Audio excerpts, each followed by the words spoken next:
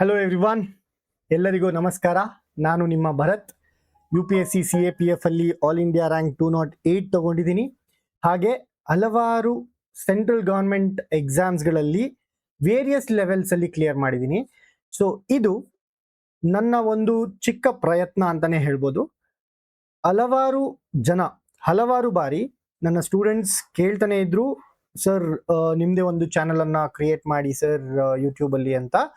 So I think ನಾನು ಇವಾಗ ಆ ಒಂದು ಸ್ಟೆಪ್ ಅನ್ನ ತಗೊಂಡಿದ್ದೀನಿ.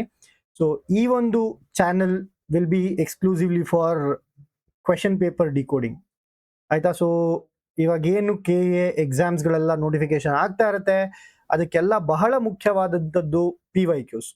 ಸೊ ಈ ಭರತ್ ಗೌಡ ಕ್ಲಾಸಸ್ ಅಲ್ಲಿ ನೀವು ಏನನ್ನ ಎಕ್ಸ್ಪೆಕ್ಟ್ ಮಾಡ್ಬೋದು ಅಂತ ಹೇಳಿದ್ರೆ, ಸೊ KEA ನಡೆಸ್ತಾ ಇರುವಂತಹ ಮತ್ತು KPSC ನಡೆಸ್ತಾ ಇರುವಂತಹ ಕ್ವೆಶನ್ ಪೇಪರ್ಗಳ decoding, okay, especially mental ability, ಹಾಗೆ ಗ್ರೂಪ್ C ಎಕ್ಸಾಮ್ಸ್ ಅಲ್ಲಿ ಇರುವಂತಹ ಇಂಗ್ಲಿಷ್ ಗ್ರಾಮರ್, ಹಾಗೆ ಸೈನ್ಸ್ ಪ್ರಶ್ನೆಗಳನ್ನ PYQಗಳನ್ನ ನಾನು ಈ ಒಂದು ಚಾನೆಲ್ನಲ್ಲಿ ಡಿಕೋಡ್ ಮಾಡ್ತಾ ಇರ್ತೀನಿ, ಅನಲೈಸ್ ಮಾಡ್ತಾ ಇರ್ತೀನಿ. ಹಾಗೆ ಅಪ್ಕಮಿಂಗ್ ಎಕ್ಸಾಮ್ಸ್ಗೆ ಯಾವ ರೀತಿ ಕ್ವೆಶನ್ಸ್ಗಳನ್ನ ಕೇಳ್ಬೋದು ಅನ್ನುವಂಥದ್ದು ಕೂಡ ನಾನು ಈ ಒಂದು ವಿಡಿಯೋಸ್ ಅಲ್ಲಿ ಡಿಸ್ಕಸ್ ಮಾಡ್ತಾ ಇರ್ತೀನಿ. ಸೊ ಎಲ್ಲರೂ ಈ ಒಂದು ಚಾನಲ್ ಅನ್ನ ಸಬ್ಸ್ಕ್ರೈಬ್ ಮಾಡಿ, ಹಾಗೆ ನಿಮ್ಮ ಫ್ರೆಂಡ್ಸ್ಗೆಲ್ಲ ಶೇರ್ ಮಾಡಿ. ಯಾರೆಲ್ಲ ಪ್ರಿಪೇರ್ ಆಗ್ತಾ ಇದ್ದಾರೆ, ಯಾರೆಲ್ಲ ಆಸ್ಪಿರೆಂಟ್ಸ್ ಇದ್ದಾರೆ, ಅವರಿಗೆಲ್ಲ ಶೇರ್ ಮಾಡಿ ಅಂತ ಹೇಳ್ತಾ, ರೀಸೆಂಟ್ ಆಗಿ ಅಂದ್ರೆ ಲಾಸ್ಟ್ ಸ್ಯಾಟರ್ಡೆ ನಡೆದಂತಹ KEA ನಡೆಸಿದಂತಹ civil AE assistant engineering paper HK paper ಇದು. ಓಕೆ, ಸೊ HK ಪೇಪರ್ ನಲ್ಲಿರುವಂತಹ ಮೆಂಟಲ್ ಎಬಿಲಿಟಿ ಕ್ವೆಶನ್ಸ್ ಅನ್ನ ನಾವು ಈ ಒಂದು ವಿಡಿಯೋದಲ್ಲಿ ಡಿಸ್ಕಸ್ ಮಾಡೋಣ. ಸೊ 12 ಕ್ವೆಶನ್ಗಳು ಈ ಒಂದು ಕ್ವೆಶನ್ ಪೇಪರ್ ಅಲ್ಲಿ ಇತ್ತು, 12 ಕ್ವೆಶನ್ಸ್. ಸೊ 12 ಕ್ವೆಶನ್ಸ್ಗಳು ಅಂತ ಅಂದ್ರೆ ಇದರ ಮಹತ್ವವನ್ನ ನೀವು ತಿಳ್ಕೊಬಹುದು. ಸೊ ಮೆಂಟಲ್ ಎಬಿಲಿಟಿಯಲ್ಲಿ ನಿಮ್ಗೆ 12 ಪ್ರಶ್ನೆಗಳು ಮೆಂಟಲ್ ಎಬಿಲಿಟಿಯಿಂದ ಬಂದಿತ್ತು. ಸೊ ಕನ್ನಡದಲ್ಲಾದ್ರೆ ಇದು B1 ಸೀರೀಸ್, D1 ಸೀರೀಸ್, ಕನ್ನಡದಾದ್ರೆ D1 ಸೀರೀಸ್, ಹಾಗೆ ಇಂಗ್ಲಿಷ್ ನಲ್ಲಿ ನೋಡೋದಾದ್ರೆ ಇದು B1 ಸೀರೀಸ್ ನ ಪ್ರಶ್ನೆಗಳಾಗಿದ್ವು. ಓಕೆ, ಸೇಮ್ ಪ್ರಶ್ನೆ, ಆದ್ರೆ B1 ನಲ್ಲಿ ನಾನು D1 ಕನ್ನಡ ಪೇಪರ್ ತಗೊಂಡಿದ್ದೆ, ಹಾಗೆ B1 ಇಂಗ್ಲಿಷ್ ಪೇಪರ್ ನನಗೆ ಸಿಕ್ಕಿತ್ತು. ಹಾಗಾಗಿ ಎರಡನ್ನು ಕ್ಲಬ್ ಮಾಡಿದಾಗ ಸ್ವಲ್ಪ ನಂಬರ್ಸ್ ಅಲ್ಲಿ ಚೇಂಜ್ ಇರುತ್ತೆ. ಕನ್ನಡ ನೋಡಿದ್ರೆ D1 ಸೀರೀಸ್, ಕನ್ನಡದಲ್ಲಿ ನೋಡೋದಾದ್ರೆ, ಇಂಗ್ಲಿಷ್ ನಲ್ಲಿ ನೋಡೋದಾದ್ರೆ B1 ಸೀರೀಸ್, ಆಯ್ತಾ. ಇದೊಂದು ನೆನಪಲ್ಲಿ ಇಟ್ಕೊಳ್ಳಿ. ಸೊ ಮೊದಲನೇ ಪ್ರಶ್ನೆಯನ್ನ ಸಾಲ್ವ್ ಮಾಡೋಣ, ಜಾಸ್ತಿ ಟೈಮ್ ವೇಸ್ಟ್ ಮಾಡೋದು ಬೇಡ. 2 ನ್ಯಾಯೋಜಿತ ದಾಳ ಎಸೆಯುವುದರಲ್ಲಿ, ಅಂದ್ರೆ in throwing of 2 fair dice. So ಇವಾಗ ದಾಳಗಳು ನಿಮ್ಗೆ ಎಲ್ಲರಿಗೂ ಗೊತ್ತಿರಬೇಕು. ದಾಳಗಳು ಅಂತ ಅಂದ್ರೆ ಏನು? ಡೈಸಸ್. ಸೊ ನಿಮ್ಗೆ ಡೈಸಸ್ ಅಲ್ಲಿ 6 ಮುಖಗಳಿರ್ತವೆ, ಹೌದಾ. ಇಲ್ಲಿ ಕಾಣ್ತಾ ಇರುವಂತಹ 3 ಮುಖಗಳು, ಈ ಕಡೆ ಒಂದು ಮುಖ ಇರುತ್ತೆ, ಹಿಂದೆ ಒಂದು ಮುಖ ಇರುತ್ತೆ, ಕೆಳಗಡೆ ಒಂದು ಮುಖ ಇರುತ್ತೆ. ಸೊ ಟೋಟಲ್ ಎಷ್ಟು ಮುಖಗಳಿರುತ್ತೆ? ಇದಕ್ಕೆ 6 ಮುಖಗಳ ದಾಳಗಳು ಅಂತ ಕರಿತೀವಿ. ಸೊ ಇದು they are cubes. Okay, cubical dices ಅಂತ ಕೂಡ ನಾವು ಇದನ್ನ ಕರಿತೀವಿ. ಈ ಫಲಿತಾಂಶಗಳು ಬರ್ತಾವಲ್ಲ, ಸೊ ನಾನು ಒಂದ್ಸತಿ ಎಸಿತೀನಿ. ಒಂದ್ಸತಿ ಎಸ್ದಾಗ ನನಗೆ 1 2 3 4 5 6 ಎಷ್ಟು ಬೇಕಾದ್ರೂ ಬರ್ಬೋದು. ಹಾಗೆ ಎರಡನೇ ಸರಿ ಎಸ್ದಾಗ 1 2 3 4 5 ಮತ್ತು 6 ಯಾವ್ದು ಬೇಕಾದ್ರೂ ಬರ್ಬೋದಲ್ವಾ ನಂಬರ್ಸು. ಸೊ ಈ ತರ 2 ಸರಿ ಎಸಿತೀನಿ ದಾಳನ. ಹಾಗಾದ್ರೆ what is the probability that the first digit of pair of outcomes is smaller than the second digit ಅಂತ ಕೇಳ್ತಾ ಇರುವಂತ ಪ್ರಶ್ನೆ. ಅಂದ್ರೆ ನಾನು ಮೊದಲನೇ ಬಾರಿ ಎಸ್ದಾಗ ನನಗೆ ಸಿಗುವಂತಹ ಅಂಕಿ ಎರಡನೇ ಸರಿ ಎಸ್ದಾಗ ಮೊದಲನೇ ಅಂಕಿ ಎರಡನೇ ಅಂಕಿಗಿಂತ ಕಡಿಮೆ ಇರಬೇಕು, ಚಿಕ್ಕದಾಗಿರಬೇಕು. ಇದು ಪ್ರಶ್ನೆ. ಅದರ ಸಾಧ್ಯತೆ ಎಷ್ಟು? ಸೊ ಪ್ರಾಬಬಿಲಿಟಿಯಲ್ಲಿ ಕೇಳ್ತಾ ಇರುವಂತಹ ಪ್ರಶ್ನೆ ಇದು. ಸೊ ಪ್ರಾಬಬಿಲಿಟಿಯಲ್ಲಿ ಈ ಒಂದು ಪ್ರಶ್ನೆ ಬರ್ತದೆ. ಸೊ ಪ್ರಾಬಬಿಲಿಟಿ ಯಾವ ರೀತಿ ಸಾಲ್ವ್ ಮಾಡ್ಬೋದಪ್ಪ ಇದನ್ನ ಅಂತಂದ್ರೆ, ಸಿಂಪಲ್ ಆಗಿ ಪ್ರಾಬಬಿಲಿಟಿ ಫಾರ್ಮುಲಾ ನೋಡಿ. ಫೇವರಬಲ್ ಔಟ್ಕಮ್ಸ್, ನನಗೆ ಬೇಕಾಗಿರುವಂತಹ ಫಲಿತಾಂಶಗಳು ಡಿವೈಡೆಡ್ ಬೈ ಟೋಟಲ್ ಔಟ್ಕಮ್ಸ್. ನನಗೆ ಒಟ್ಟು ಪರಿಣಾಮಗಳೇನಾಗ್ತವೆ, ಸೊ ಒಟ್ಟು ಔಟ್ಕಮ್ಸ್ಗಳು ಎಷ್ಟಿರ್ತವೆ, ಒಟ್ಟು ಫಲಿತಾಂಶಗಳು, ಅದನ್ನ ಡಿನಾಮಿನೇಟರ್ ಅಲ್ಲಿ ಇಟ್ಕೋತೀನಿ. ಟೋಟಲ್ ಅಂತ ಕೆಳಗಡೆ ಇಟ್ಕೋತೀನಿ, ಮೇಲ್ಗಡೆ ಏನ್ ಇಟ್ಕೋಬೇಕು? ಫೇವರಬಲ್ ಔಟ್ಕಮ್ಸ್, ಅಂದ್ರೆ ನನಗೆ ಬೇಕಾಗಿರುವಂತಹ ಫಲಿತಾಂಶಗಳನ್ನ ನಾನು ಮೇಲ್ಗಡೆ ಇಟ್ಕೋಬೇಕು. ಹಾಗಾದ್ರೆ ಫಸ್ಟ್ ಟೋಟಲ್ ಔಟ್ಕಮ್ಸ್ ಅನ್ನ ನಾವು ಕಂಡುಹಿಡಿಯೋಣ. How do we find total outcomes? Total outcomes ಅನ್ನ ಹೇಗೆ ನಾವು ಕಂಡುಹಿಡಿಯೋದು ಅಂತ ಕೇಳಿದ್ರೆ, ಸರ್ ನಾವಿವಾಗ 2 ಸರಿ ದಾಳಗಳನ್ನ ಎಸಿತೀವಿ, 1 ಸರಿ ಮತ್ತು 2 ಸರಿ. ಸೊ 2 ಬಾಕ್ಸಸ್ ಅನ್ನ ನಾನು ಬರ್ಕೋತೀನಿ. ಸೊ ಮೊದಲನೇ ಬಾರಿಗೆ ನನಗೆ ಯಾವ್ದೆಲ್ಲ ನಂಬರ್ಸ್ ಬರ್ಬೋದು, 1 ಬರ್ಬೋದು, 2 ಬರ್ಬೋದು, 3 ಬರ್ಬೋದು, 4 ಬರ್ಬೋದು, 5 ಬರ್ಬೋದು ಅಥವಾ 6 ಬರ್ಬೋದು. ಅಂದ್ರೆ ಐ ಹ್ಯಾವ್ 6 ಪಾಸಿಬಿಲಿಟೀಸ್ ಅಂತ. ಅಂದ್ರೆ ನನಗೆ ಒಟ್ಟು 6 ಫಲಿತಾಂಶಗಳು ಬರುವಂತಹ ಸಾಧ್ಯತೆ ಇರುತ್ತೆ.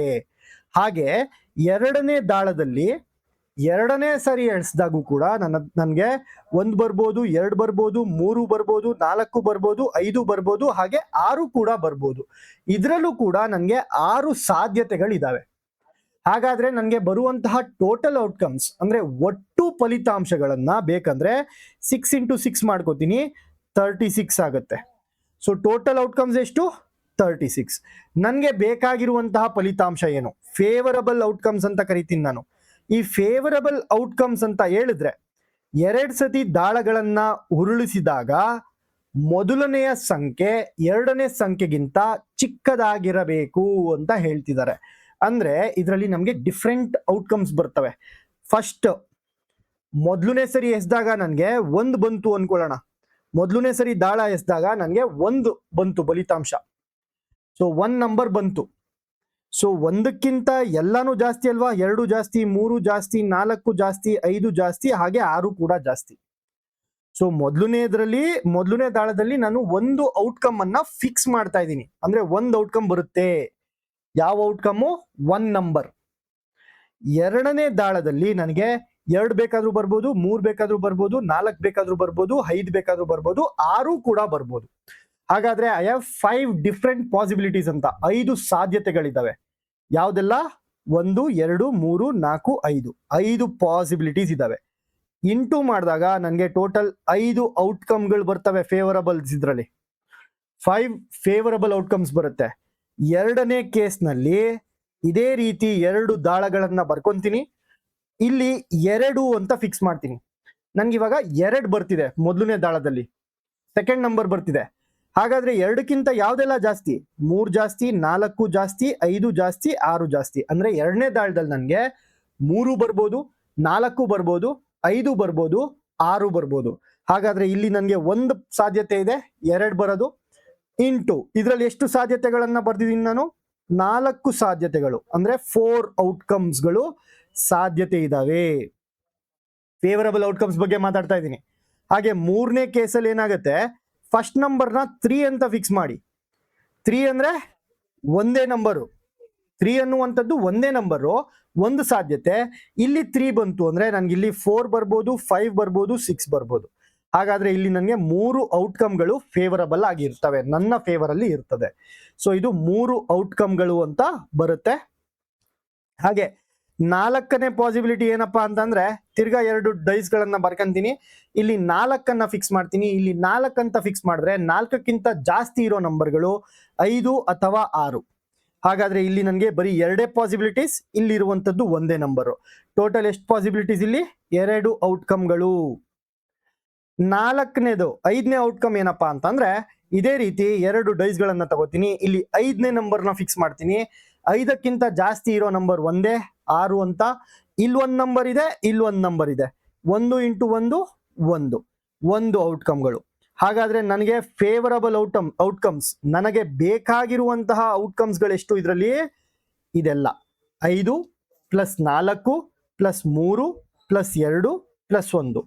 ಟೋಟಲ್ ನನಗೆ ಬೇಕಾಗಿರುವಂತಹ ಔಟ್ಕಮ್ಸ್ಗಳು ಎಷ್ಟಪ್ಪ ಅಂದ್ರೆ 1 plus 2 3, 3 plus 3 6, 6 plus 4 10, 10 plus 5 15.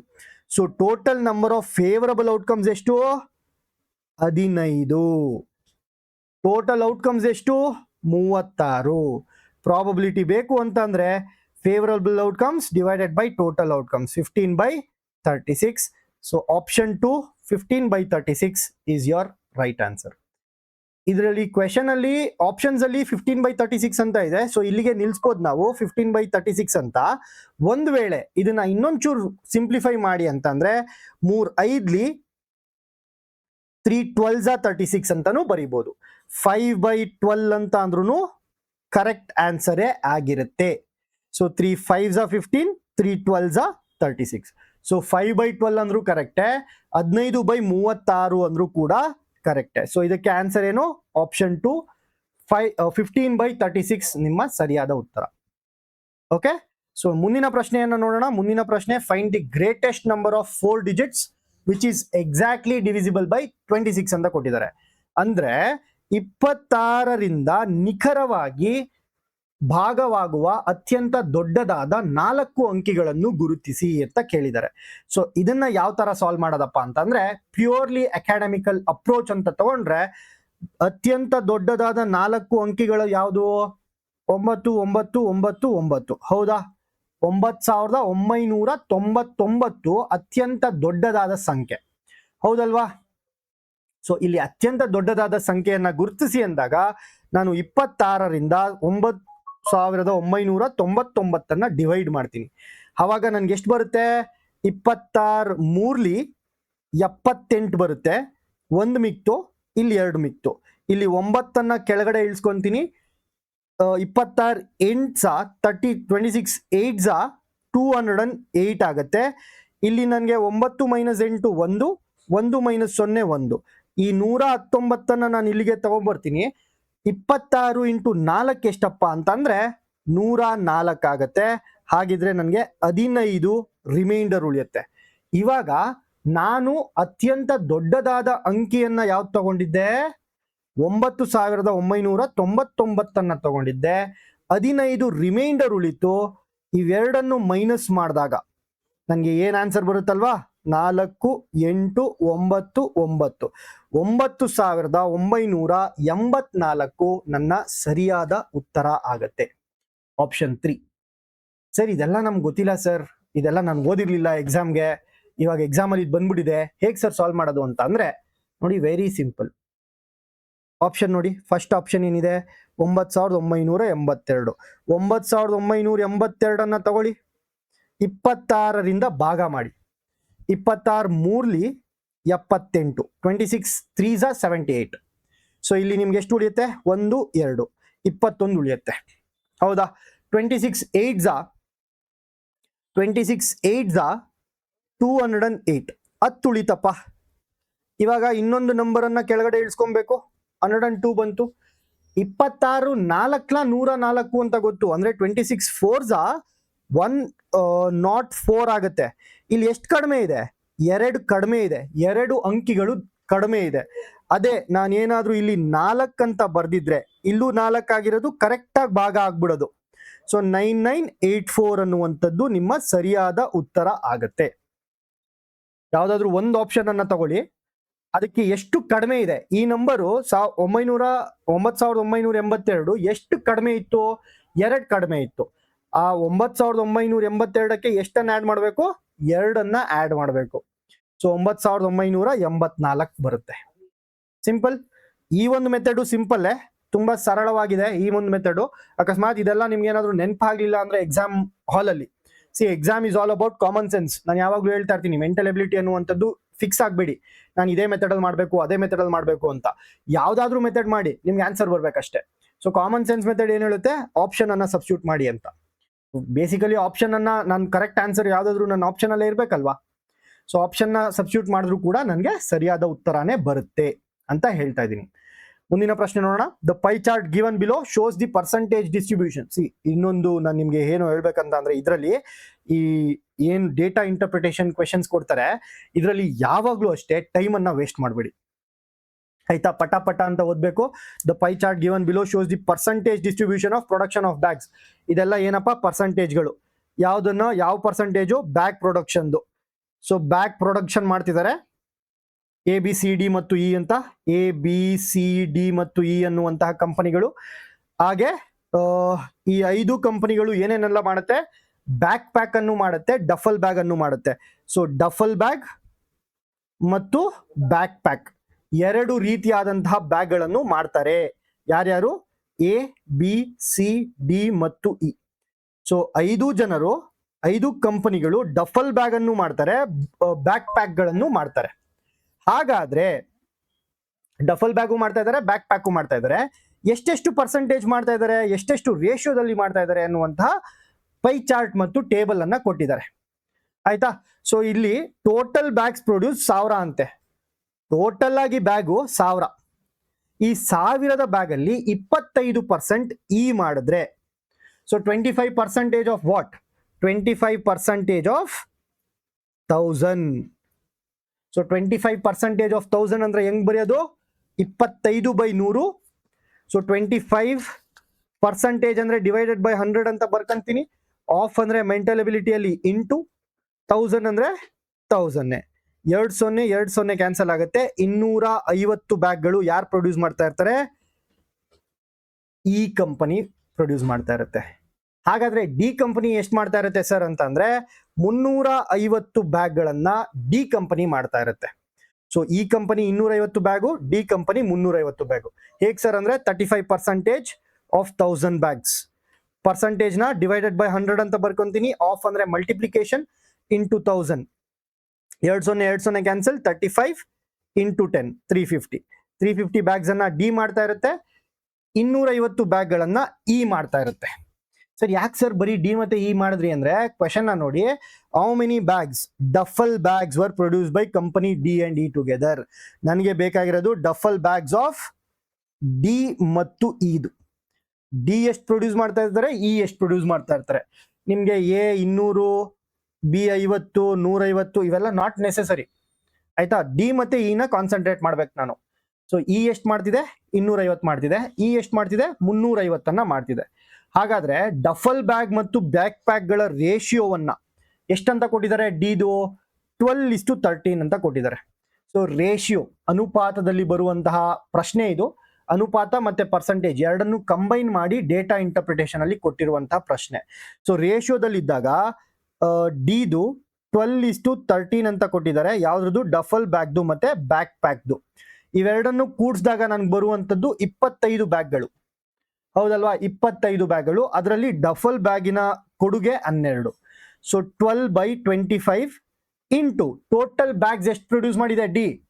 350.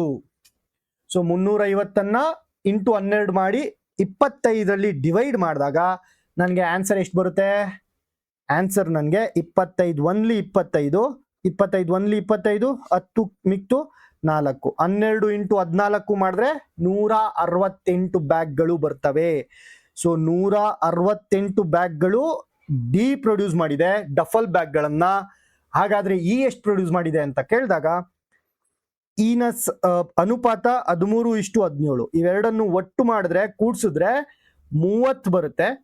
So 30 ಅಂತ ಅಂದ್ರೆ ಡಫಲ್ ಬ್ಯಾಗ್ಗಳ ಕೊಡುಗೆ 13 ಡಿವೈಡೆಡ್ ಬೈ 30 ಇಂಟು ಇ ಎಷ್ಟು ಪ್ರೊಡ್ಯೂಸ್ ಮಾಡಿದೆ? 250 ಬ್ಯಾಗ್ಗಳನ್ನ ಪ್ರೊಡ್ಯೂಸ್ ಮಾಡಿದೆ. 13 ಇಂಟು 30 ಇಂಟು 250, 0 ಹೋಯ್ತು. 13 into 25 divided by 3. So 13 into 25 ಮಾಡಿದಾಗ ನನಗೆ ಎಷ್ಟು ಬರುತ್ತೆ? 325 ಬರುತ್ತೆ. Divided by 3. 3 1 3 0, 2 ಮಿಕ್ತು 3 8 24, 3 8 24.333 ಬರುತ್ತೆ. ಸೊ 108.3 ಬಿಟ್ಟಾಕಿ 108 ತಗೊಳ್ಳಿ. ಯಾಕಂದ್ರೆ ಆಪ್ಷನ್ಸ್ ಅಲ್ಲಿ ನಮ್ಗೆಲ್ಲೂ ಪಾಯಿಂಟ್ ಇಲ್ಲ, ಹೌದಲ್ವಾ? ಸೊ 108 ಅಂತ ಅನ್ಕೊಳ್ಳಿ. 108 ಪ್ಲಸ್ 168 ಮಾಡಬೇಕು. 108 ಪ್ಲಸ್ 168 ಮಾಡಿದಾಗ ನಮಗೆ ಬರುವಂತ ಆನ್ಸರ್ 276 ಬ್ಯಾಗ್ಸ್ಗಳು. ಸೊ 276, ಆಪ್ಷನ್ 3 ನಿಮ್ಮ ಸರಿಯಾದ ಉತ್ತರ ಬರುತ್ತೆ. ಓಕೆ, ಅನುಪಾತ ಮತ್ತು ಪರ್ಸೆಂಟೇಜ್ ಎರಡನ್ನು ಕಂಬೈನ್ ಮಾಡಿ ಕೊಟ್ಟಿರುವಂತಹ ಪ್ರಶ್ನೆ ಇದು. Okay, S. ಸೊ ನೆಕ್ಸ್ಟ್ ಪ್ರಶ್ನೆಯನ್ನ ನೋಡೋಣ. ನೆಕ್ಸ್ಟ್ ಪ್ರಶ್ನೆ ನೋಡಿ. ಎಸ್, ಈ ಒಂದು ಪ್ರಶ್ನೆಯಲ್ಲಿ ಏನಾಗಿದೆಯಪ್ಪ ಅಂತಂದ್ರೆ, ಈ ಒಂದು ಪ್ರಶ್ನೆ ನೋಡಿ. ಈ ಒಂದು ಪ್ರಶ್ನೆ ಮೋಸ್ಟ್ ಪ್ರಾಬಬ್ಲಿ ಗ್ರೇಸ್ ಆಗುತ್ತೆ. ಯಾಕಂದ್ರೆ ಇದ್ರಲ್ಲಿ ಒಂದು ತಪ್ಪಿದೆ. ಏನ್ ಸರ್ ತಪ್ಪು ಅಂತ ಕೇಳ್ತೀರಾ? ಸೊ ಏನ್ ತಪ್ಪು ಅದನ್ನ ಎಕ್ಸ್ಪ್ಲೈನ್ ಮಾಡ್ತೀನಿ ನಾನು. ಸೊ 16 + 20 36 ಆಗಿದೆ. ಸೊ ಒಟ್ಟು ಅಂದ್ರೆ ಟೋಟಲ್ ಅಲ್ವಾ? ಟೋಟಲ್ ಅಂದ್ರೆ 16 + 20 36 ಆಗ್ಬೇಕು ಅಂತ.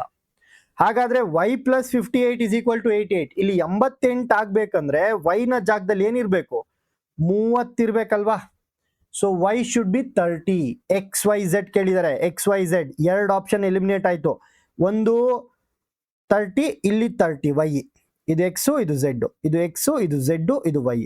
ಸೊ 30 ಒಂದೇ ಆಪ್ಷನ್ ಇರೋದು. ಎರಡು ಆಪ್ಷನ್ ಇದೆ. ಎರಡು ಆಪ್ಷನ್ ಎಲಿಮಿನೇಟ್ ಆಯ್ತು, ಹೌದಾ? ಈಗ y30 ಆದ್ರೆ z ಇದ್ರ ಪ್ರಕಾರ 50 ಆಗ್ಬೇಕಾ? z ಇದ್ರ ಪ್ರಕಾರ ಎಷ್ಟಾಗ್ಬೇಕು? 50 ಆಗ್ಬೇಕು.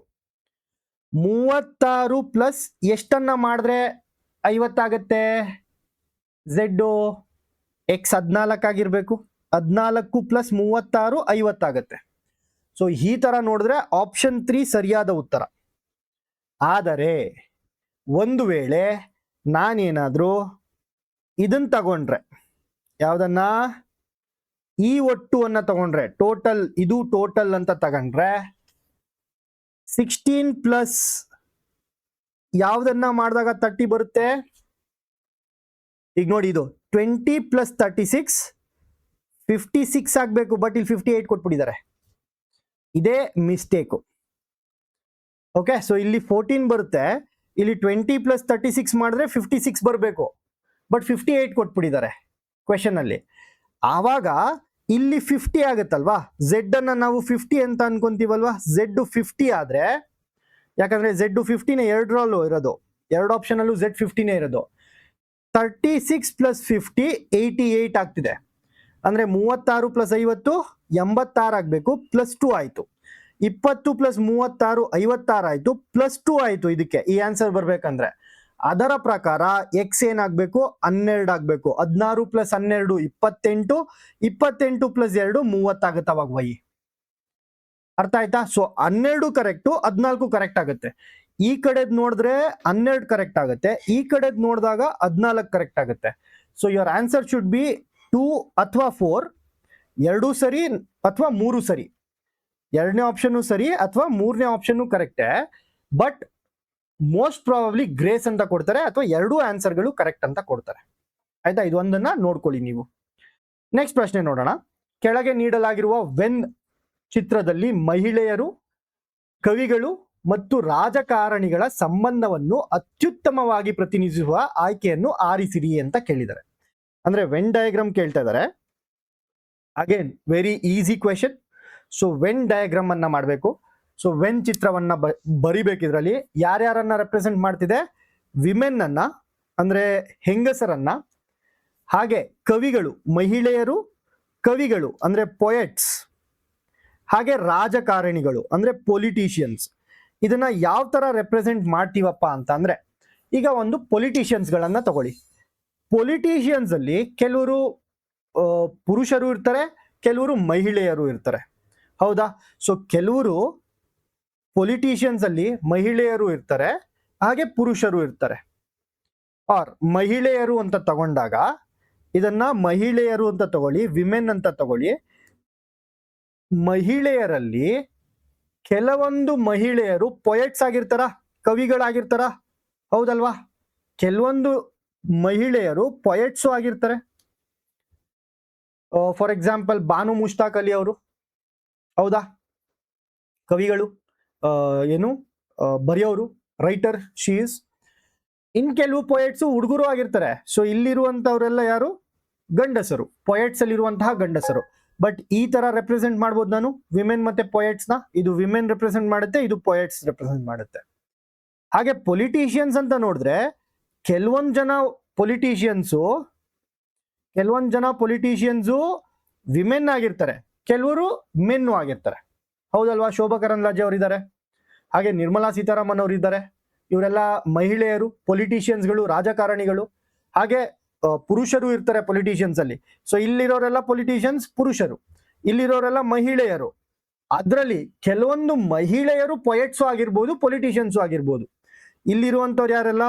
ಇವರೆಲ್ಲ ಮಹಿಳೆಯರು ಹೌದು, ರಾಜಕಾರಣಿಗಳು ಹೌದು, ಹಾಗೆ ಕವಿಗಳು ಹೌದು ಅಂತ ಬರುತ್ತೆ.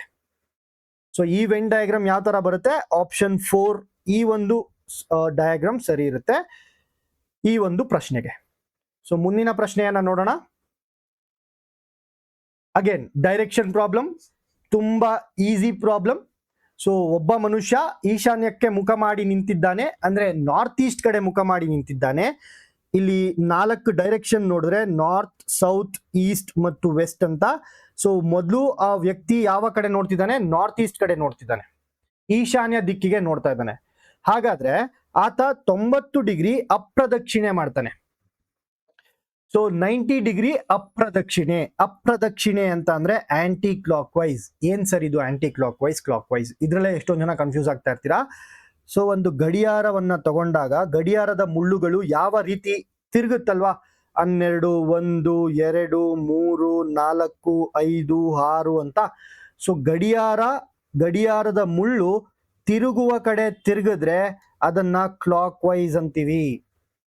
ಸೊ ಯಾವ ಕಡೆ ಗಡಿಯಾರದ ಮುಳ್ಳು ತಿರುಗುವ ಕಡೆ ತಿರುಗಿದ್ರೆ ಅದನ್ನ ಕ್ಲಾಕ್ ವೈಸ್ ಅಂತೀವಿ. ಅಂದ್ರೆ ಕ್ಲಾಕ್ ವೈಸ್ ಯಾವ ಕಡೆ, ಈ ಕಡೆ ತಿರುಗಿದ್ರೆ clockwise. Anticlockwise ಅಂದ್ರೆ ಉಲ್ಟಾ, ಗಡಿಯಾರದ ಆಪೋಸಿಟ್ ತಿರುಗಬೇಕು, ಇದು ಆಂಟಿ ಕ್ಲಾಕ್ ವೈಸ್. ಹಾಗಾದ್ರೆ ಈ ಒಂದು ಪ್ರಶ್ನೆಯಲ್ಲಿ 90 ಡಿಗ್ರಿ ಆಂಟಿ ಕ್ಲಾಕ್ ವೈಸ್ ಅಂತೆ. 90 ಡಿಗ್ರಿ ಆಂಟಿ ಕ್ಲಾಕ್ ವೈಸ್, ಇದರಲ್ಲೂ ಕೂಡ 2 ಮೆಥಡ್ ಇದೆ ಮಾಡೋದಕ್ಕೆ. ಮೊದಲನೇ ಮೆಥಡ್ ನೋಡಿ, 90 ಡಿಗ್ರಿ ಆಂಟಿ ಕ್ಲಾಕ್ ವೈಸ್ ಅಂದ್ರೆ ಕ್ಲಾಕ್ಗೆ ಆಪೋಸಿಟ್ ಹೋಗ್ಬೇಕು. 90 ಡಿಗ್ರಿ ಅಂದ್ರೆ ಇಲ್ಲಿಂದ ಇಲ್ಲಿಗೆ 45 ಡಿಗ್ರಿ, ಇಲ್ಲಿಂದ ಇಲ್ಲಿಗೆ 45 ಡಿಗ್ರಿ. ಇವಾಗ ಯಾವ ಡೈರೆಕ್ಷನ್ ತಿರುಗಿರ್ತಾನೆ, ನಾರ್ತ್ ವೆಸ್ಟ್ ಡಿಗ್ರಿಯಲ್ಲಿ ತಿರುಗಿರ್ತಾನೆ, ನಾರ್ತ್ ವೆಸ್ಟ್ ಕಡೆಗೆ 90 ಡಿಗ್ರಿ ಆಂಟಿ ಕ್ಲಾಕ್ ವೈಸ್ ತಿರುಗಿದಾಗ. ಆಮೇಲೆ 135 ಡಿಗ್ರಿ ಪ್ರದಕ್ಷಿಣೆ ದಿಕ್ಕಿನಲ್ಲಿ ಅಂದ್ರೆ ಕ್ಲಾಕ್ ವೈಸ್ ಡೈರೆಕ್ಷನ್ ನಲ್ಲಿ. ಸರ್ ಇಲ್ಲಿಂದ ಇಲ್ಲಿಗೆ 90, ಇಲ್ಲಿಂದ ಇಲ್ಲಿಗೆ 45, ಟೋಟಲ್ ಎಷ್ಟಾಯ್ತು, 135 ಡಿಗ್ರಿಗಳಾಯ್ತು ಕ್ಲಾಕ್ ವೈಸ್ ಡೈರೆಕ್ಷನ್ ನಲ್ಲಿ. ಹಾಗಾದ್ರೆ ಇವಾಗ ಯಾವ ಕಡೆ ತಿರುಗಿದಾನೆ ಅಂದ್ರೆ ಈಸ್ಟ್ ಕಡೆಗೆ, ಅಂದ್ರೆ ಪೂರ್ವದ ಕಡೆಗೆ ತಿರುಗಿರ್ತಾನೆ. ಇಲ್ಲ ಅಂತಂದ್ರೆ ಇನ್ನೊಂದು ಮೆಥಡ್ ಏನಪ್ಪಾ ಅಂದ್ರೆ 90 ಡಿಗ್ರಿ ಆಂಟಿ ಕ್ಲಾಕ್ ವೈಸ್ ಅಂತ ಬರ್ಕೊಳ್ಳಿ, 135 ಡಿಗ್ರಿ ಕ್ಲಾಕ್ ವೈಸ್ ಅಂತ ಬರ್ಕೊಳ್ಳಿ. ಎರಡನ್ನು ಮೈನಸ್ ಮಾಡಿ. ಮೈನಸ್ ಯಾಕೆ ಮಾಡ್ತೀರಾ, ಒಂದು ಆಂಟಿ ಕ್ಲಾಕ್ ವೈಸ್ ಇದೆ, ಒಂದು ಕ್ಲಾಕ್ ವೈಸ್ ಇದೆ. ಸೊ ಈ ಡಯಾಗ್ರಾಮ್ ಅಲ್ಲೂ ನೋಡಿ, ಒಂದು ಫಸ್ಟ್ ಹಿಂಗ್ ತಿರುಗ್ತಾನೆ, ಫಸ್ಟ್ ಈ ಕಡೆ ತಿರುಗ್ತಾನೆ, ಆಮೇಲೆ ಈ ಕಡೆ ತಿರುಗ್ತಾನೆ. ಇಲ್ಲಿಂದ ಇಲ್ಲಿಗೆ ಕ್ಯಾನ್ಸಲ್ ಆಗುತ್ತಲ್ವಾ ಇಷ್ಟು, ಹೌದಲ್ವಾ. ಸೊ 90 ಡಿಗ್ರಿ ಮೈನಸ್ 135 ಡಿಗ್ರಿ ಮಾಡಿದಾಗ 45 ಡಿಗ್ರಿ ಜಾಸ್ತಿ ಇರುವಂತಹ ನಂಬರ್ದು ಡೈರೆಕ್ಷನ್ ಅನ್ನ ತಗೊಳ್ಳಿ. ಸೊ 135 ಡಿಗ್ರಿ ಜಾಸ್ತಿ ಇದೆ clockwise. So north east ಅಲ್ಲಿ ತಿರುಗಿರೋನು, ನಾರ್ತ್, ಸೌತ್, ಈಸ್ಟ್ ಮತ್ತು ವೆಸ್ಟ್. ನಾರ್ತ್ ಈಸ್ಟ್ ಕಡೆಗೆ ತಿರುಗಿರೋನು 45 ಡಿಗ್ರಿ ಕ್ಲಾಕ್ ವೈಸ್ ತಿರುಗಿದಾಗ, ಸೊ 45 ಡಿಗ್ರೀಸ್ ಕ್ಲಾಕ್ ವೈಸ್ ತಿರುಗಿದಾಗ ಪೂರ್ವದ ಕಡೆಗೆ, ಈಸ್ಟ್ ಕಡೆಗೆ ಮುಖ ಮಾಡಿರ್ತಾನೆ ಅಂತ ಅರ್ಥ. ಸಿಂಪಲ್, ಈಸಿ ಇದೆ ಅಲ್ಲ. ಸೊ ಇನ್ನಷ್ಟು ಪ್ರಶ್ನೆಗಳಿದಾವೆ, ಇನ್ನಷ್ಟು ಪ್ರಶ್ನೆಗಳನ್ನ 37th if today is Tuesday calendar problem, ಹಾಗೆ ತಿರ್ಗಾ ದಾಳಗಳ ಪ್ರಾಬ್ಲಮ್ಸ್. ಇದ್ರಲ್ಲಿ ನೋಡಿ ಡೈಸ್ ಅಲ್ಲಿ 2 ಪ್ರಾಬ್ಲಮ್ ಕೇಳಿದ್ದಾರೆ. ಹಾಗೆ ಬೋಟ್ಸ್ ಮತ್ತು ಸ್ಟ್ರೀಮ್ಸ್ಗಳು, ನದಿ ಮತ್ತು ದೋಣಿಗಳು. ಓಕೆ, ಈ ಒಂದು ಇದನ್ನು ಕೇಳಿದ್ದಾರೆ. ಹಾಗೆ ಇದು ಎ ಮತ್ತು ಬಿ ಯ ಒಂದು ವಾರದ ಆದಾಯ, ಅಗೇನ್ ರೇಷಿಯೋ ಪ್ರಾಬ್ಲಮ್ಸ್, ಅನುಪಾತದಲ್ಲಿ ಕೇಳಿರುವಂತಹ ಪ್ರಾಬ್ಲಮ್ಗಳಿದು. ಇದರಲ್ಲಿ ಇನ್ಕಮ್, ಎಕ್ಸ್ಪೆಂಡಿಚರ್ ಮತ್ತು ಸೇವಿಂಗ್ಸ್ಗೆ ಸಂಬಂಧಪಟ್ಟಿರುವಂಥದ್ದು. ಹಾಗೆ ದೋಣಿ ಮತ್ತು ನೀರಿನ ವೇಗ. ಸೊ ಬೋಟ್ಸ್ ಅಂಡ್ ಸ್ಟ್ರೀಮ್ಸ್ ಅಂತ ಕರಿತೀವಿ, ಬೋಟ್ಸ್ ಅಂಡ್ ಸ್ಟ್ರೀಮ್ಸ್ ಅಂತ ಕರಿತೀವಿ. ಹಾಗೆ ಎಸ್, ನಂಬರ್ ಸೀರೀಸ್. ಸೊ ಇಷ್ಟೆಲ್ಲ ಪ್ರಶ್ನೆಗಳಿದಾವೆ. ಈ ಎಲ್ಲ ಪ್ರಶ್ನೆಗಳನ್ನ ನೆಕ್ಸ್ಟ್ ವಿಡಿಯೋದಲ್ಲಿ ನಾವು ಅನಲೈಸ್ ಮಾಡೋಣ ಅಂತ ಹೇಳ್ತಾ ಈ ಒಂದು ವಿಡಿಯೋವನ್ನ ಇಲ್ಲಿಗೆ ಎಂಡ್ ಮಾಡ್ತಾ ಇದ್ದೀನಿ. ಸೊ ಈ ಒಂದು ಹೊಸ ಹೆಜ್ಜೆಗೆ ನೀವೆಲ್ಲರೂ ಸಪೋರ್ಟ್ ಮಾಡ್ತೀರಾ ಅಂತ ಭಾವಿಸ್ತಿರ್ತೀನಿ. ಸೊ ಯಾರೆಲ್ಲ ಎಕ್ಸಾಮ್ಗೆ ಪ್ರಿಪೇರ್ ಆಗ್ತಾ ಇರ್ತಾರೆ, ನಿಮ್ಮ ಫ್ಯಾಮಿಲಿಯಲ್ಲಾಗಿರ್ಬೋದು, ನಿಮ್ಮ ಫ್ರೆಂಡ್ಸ್ ಆಗಿರ್ಬೋದು, ಎಲ್ಲರಿಗೂ ಈ ಒಂದು ವಿಡಿಯೋನ ಶೇರ್ ಮಾಡಿ ಅಂತ ಹೇಳ್ತಾ ನೆಕ್ಸ್ಟ್ ಕ್ಲಾಸಲ್ಲಿ ಸಿಗೋಣ. ಅಲ್ಲಿವರೆಗೂ have a nice day and take care.